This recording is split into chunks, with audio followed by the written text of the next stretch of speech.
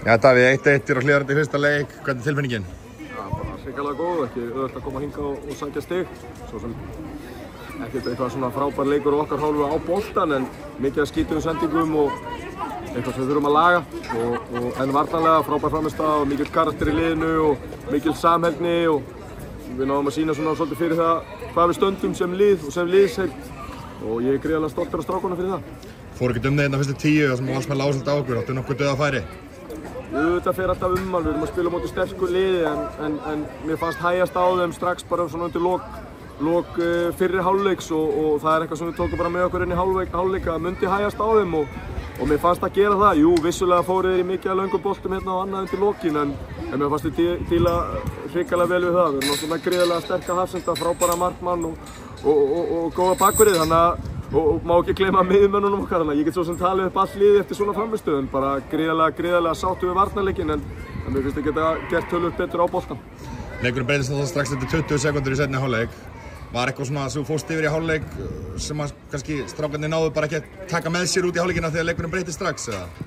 Já, mögulega, svona fá náttúrulega hálfparti mark á tombólu sko, en heilt yfir skiluru, ég meina við verðum náttúrulega bara að halda vel í boltan og við vorum bara svolítið heppnir í dag en frammistaðan hún verðskuldaði svo sem alveg að fá eitthvað út úr leiknum, að lá mikið á okkur og móti gríðarlega sterku liði og maður bara uppskýrir það sem maður sáir.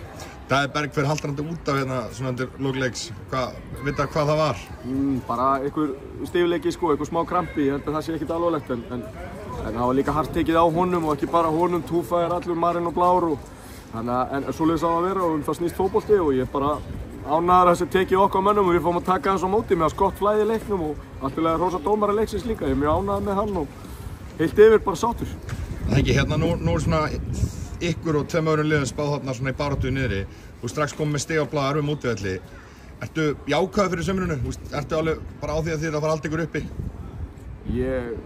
Bara svona spurning finnst mér í raun og veru bara svolítið kjánaleg. Auðvitað er ég gríðarlega ánægður með minn hóp og mér fannst við, eins og ég segi, við erum bara með sterkt lið og ég var alveg til að vera með stærri hóp en okkar fyrstu 11 og jafnvel 2, 3, 4 þar á eftir er bara virkilega sterkt lið og ég fagna því bara að menn hafa aðeins sofið á okkur og ég ætla svo sem ekkert að fara fram á mér, þetta er fyrsti leikur og ég gerir mér alveg grein fyrir að mótið verður erfitt en ég hef auðvitað fulla trú á þessu liði mínu, ég á þátt í að setja þetta lið saman og ég stend og fell með því.